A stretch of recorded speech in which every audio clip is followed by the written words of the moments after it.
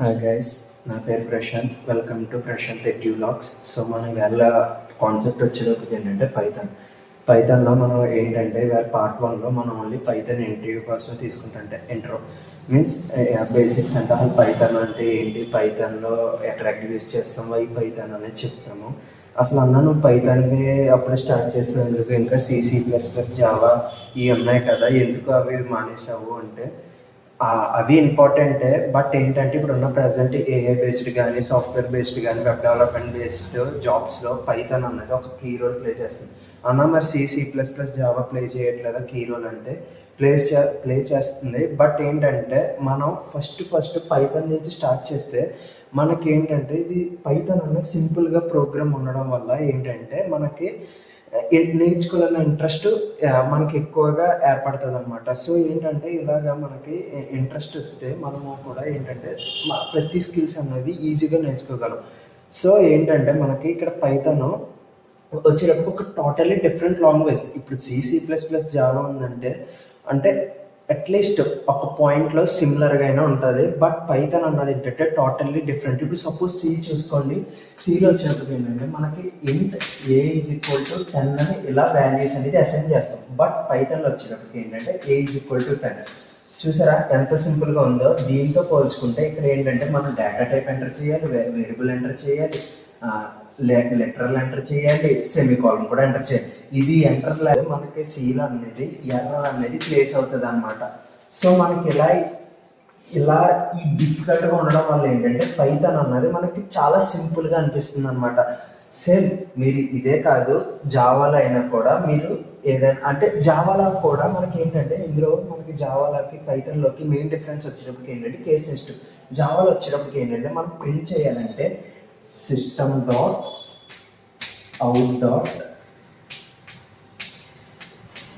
println అని enter చేయాలి.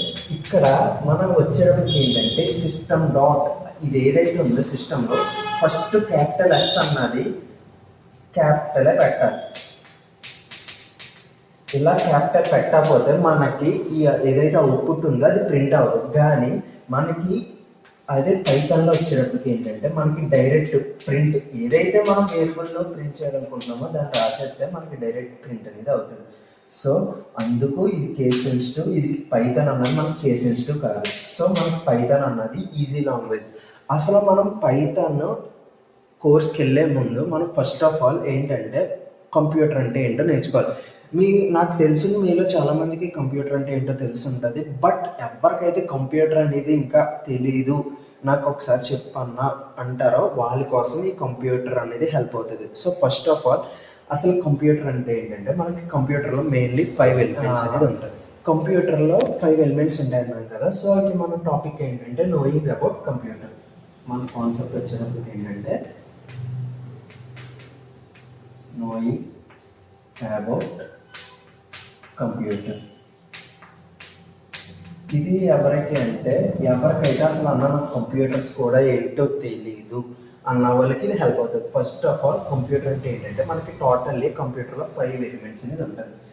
అవి ఏంటంటే important elements. So first one వచ్చినప్పటికి ఏంటంటే మనకి CPU.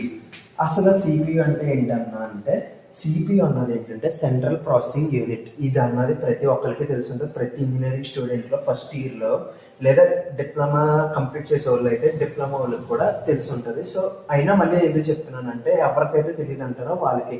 అసలు CPU అంటే ఏంటంటే సెంట్రల్ ప్రాసెసింగ్ యూనిట్. మళ్ళీ గుర్తుపెట్టుకోండి, సెంట్రల్ ప్రాసెసింగ్ యూనిట్ పేరులోనే ఉంది ప్రాసెసింగ్. అంటే ఏంటి, అన్ని ప్రాసెస్ అన్నది ఇది కంట్రోల్ చేసుకుంటారు. ఫర్ ఎగ్జాంపుల్ ఒక అథమెటిక్ ఆపరేషన్ జరగాలన్నా, లాజికల్ ఆపరేషన్ జరగాలన్నా ఈ ప్రాసెసింగ్ అన్నది కంట్రోల్ చేసుకొని మనకి ప్రాసెస్ అన్నది ఎగ్జిక్యూట్ చేస్తుంది. ఎగ్జిక్యూట్ అంటే ఏదో అనుకోకండి, ఒక కోడ్ మీరు ఎంటర్ చేస్తున్నారు కదా, అది లోపల మనకి మిషనరీ లాగా step by step while statement ఇవన్నీ మీకు ఫర్దర్గా వస్తుంది. ప్రస్తుతానికి వైల్ స్టేట్మెంట్లో కానీ ఫర్ లూప్లో కానీ ఇవన్నీ ఎగ్జిక్యూట్ అవి మనకు అవుట్పుట్ వస్తుంది కదా, దాన్నే ఎగ్జిక్యూట్ అని పిలుస్తాం. అంటే ఏంటంటే ప్రాసెస్ జరగడం. సో నెక్స్ట్ వచ్చేటప్పటికి ఏంటంటే మనకి CPU తర్వాత CPUలో మనకి ALU అనేది ఒక మెనీ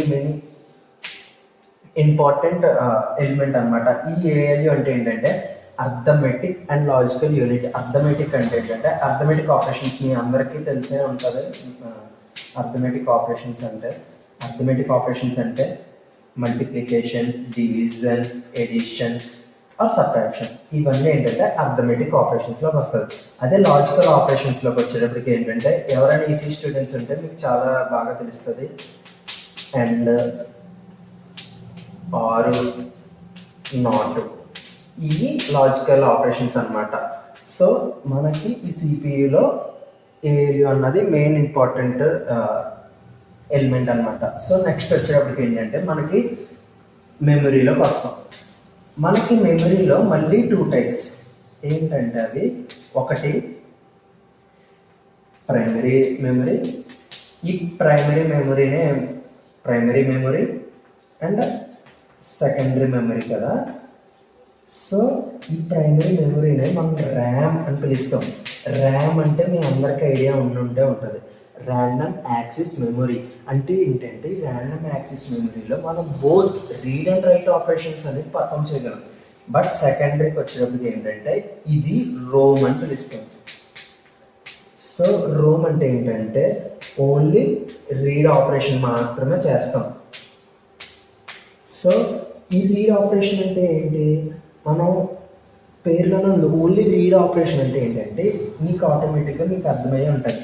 ఈ సెకండరీ మెమరీ అన్నది ఏంటంటే మనకి డేటా అన్నది పర్మనెంట్గా స్టోర్ చేసుకోగలదు.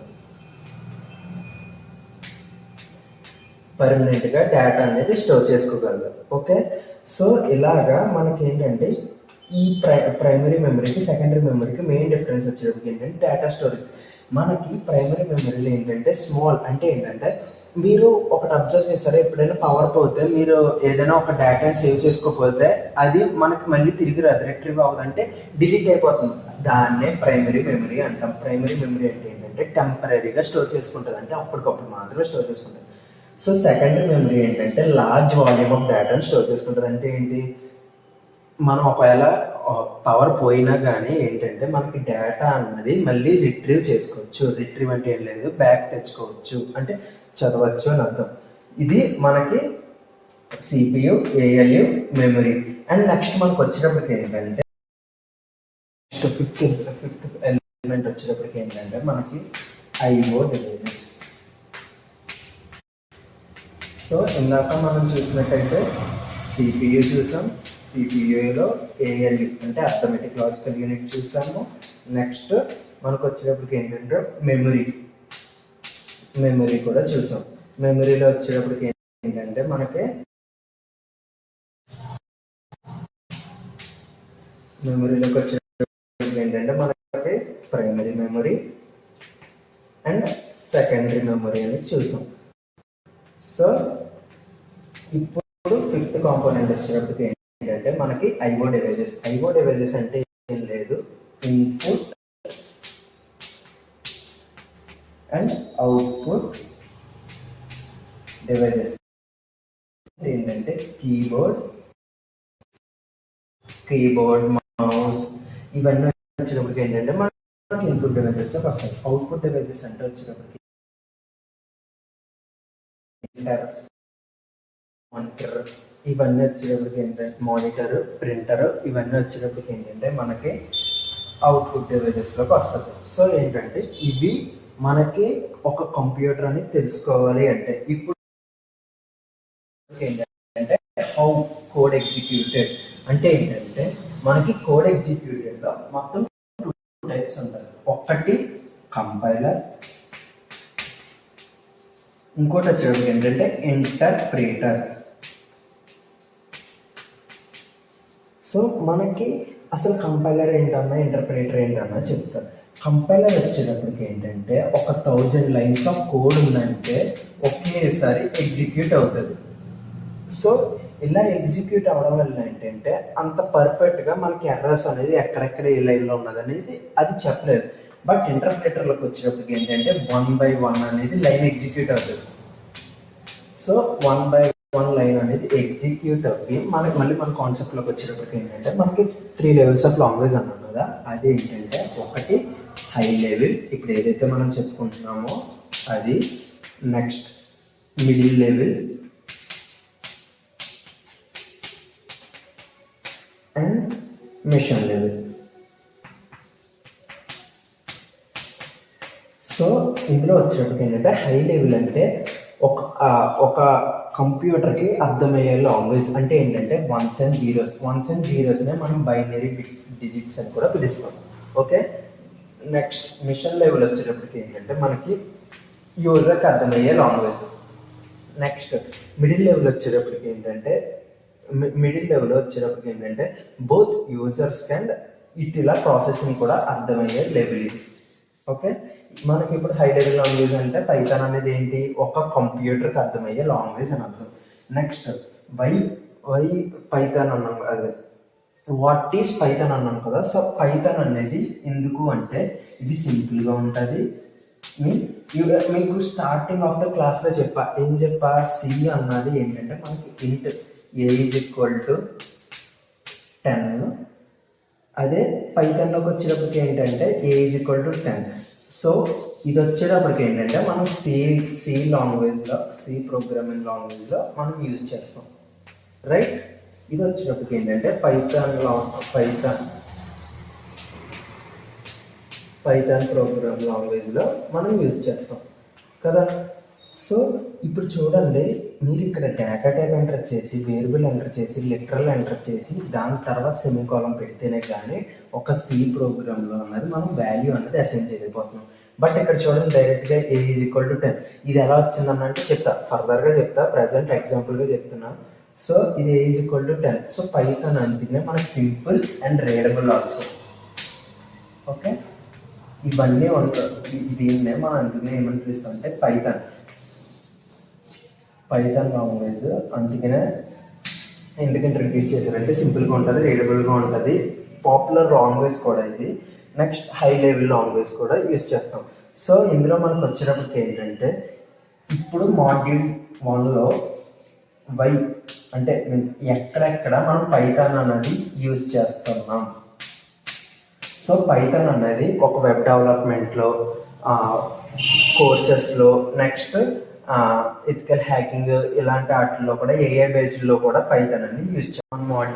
మన మాడ్యూల్ 2లోకి వచ్చేటప్పటికి ఏంటంటే పైథాన్ అండ్ ఎలా ఇన్స్టాలేషన్ చేసుకోవాలి. పైథాన్ అంటే అసలు పైథాన్ ఎందుకు అంటే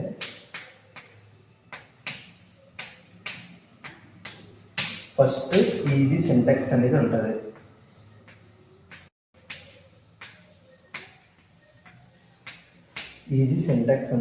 నెక్స్ట్ వచ్చేటప్పటికి ఏంటంటే మనం user can understand easily. User అన్నవాడు పైథాన్ లాంగ్వేజ్ని ఈజీగా అండర్స్టాండ్ చేసుకోగలడు. ఓకే, నెక్స్ట్ వచ్చేటప్పటికి ఏంటంటే మనకి ఎర్రర్స్ అన్నది అంటే ప్రోగ్రామ్ కాంప్లెక్సిటీ కూడా తగ్గుద్ది. ప్రోగ్రామ్ కాంప్లెక్సిటీ అంటే ఏం లేదు, అంటే ఇప్పుడు ఒక సి ప్రోగ్రామ్ని మనం రాస్తే ఒక 10 లైన్స్ వచ్చింది అనుకోండి. ఒక సి ప్రోగ్రామ్ 10 లైన్స్ వస్తే పైథాన్ అన్నది దాన్ని 3 to 4 లైన్స్ అనేది కన్వర్ట్ అయిపోతుంది. సో మనకి ప్రోగ్రామ్ కాంప్లెక్సిటీ అనేది ఎంత రెడ్యూస్ అయిందో చూడండి. ఇది పైథాన్ అనేది.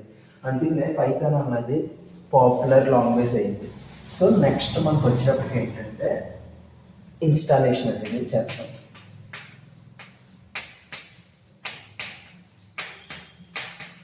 నాకు ల్యాప్టాప్లో ఆర్ మానిటర్లో ఎలా ఇన్స్టాల్ చేసుకోవాలో చెప్పన్న వాళ్ళకి ఇది. సో మనకు ఫస్ట్లీ ఏంటంటే మనం విజువల్ స్టూడియో అన్నది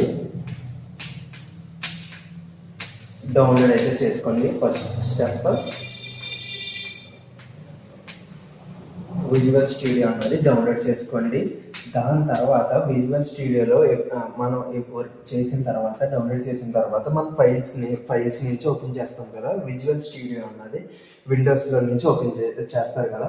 ఓపెన్ చేసిన తర్వాత మనకి ఏంటంటే మనకి కింద ఎగ్జిక్యూషన్స్ అనే ఇలా ఒక డయాగ్రామ్ అనేది మనకు విజిబుల్ అవుతుంది బ్లాక్స్ టైప్లో. ఇది క్లిక్ చేసిన తర్వాత మనకి ఏంటంటే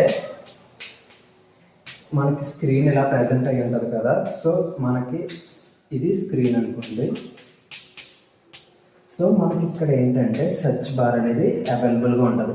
ఈ సెర్చ్ బార్లో మీరు ఏం చేస్తారంటే పైథాన్ అని ఎంటర్ చేయండి. మనకి పైథాన్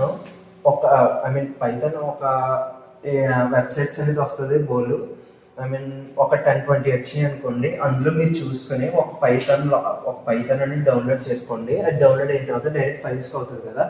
ఆ ఫైల్స్ నుంచి ఈ విజువల్ స్టూడియోలోకి రండి. విజువల్ స్టూడియోలో మనకి ఏంటంటే ఇందులోకి కాపీ చేసుకున్న తర్వాత మీరు ఏంటంటే ఏదైనా ప్రోగ్రామ్ రన్ చేయాలన్నా పైథాన్ ద్వారా అవుతుంది. సో ఇలాగా మనం పైథాన్ ఇలా డౌన్లోడ్ చేసుకుంటాం కదా. ఈ విజువల్ స్టూడియోలో ఎప్పుడైతే మనం పైథాన్ లాంగ్వేజ్ ప్రోగ్రామ్ అనేది ఎంటర్ చేసామో రన్ అనేది ఉంటుంది. సో ఇక్కడ మీరు ఫస్ట్ ఆఫ్ ఆల్ ఒక ఫోల్డర్ క్రియేట్ చేసుకోవాలి. ఆ ఫోల్డర్ క్రియేట్ చేసుకున్న తర్వాత ఎక్కడ క్రియేట్ చేసుకోవాలంటే ఎక్స్ప్లోజర్ దాంట్లో ఫోల్డర్ క్రియేట్ చేసుకుని ఈ విజువల్ స్టూడియోలో ఫైల్ అన్నది క్రియేట్ చేసుకోండి. ఈ ఫైల్ అన్నది లాస్ట్లో .py అంటే ఏంటంటే పైథాన్.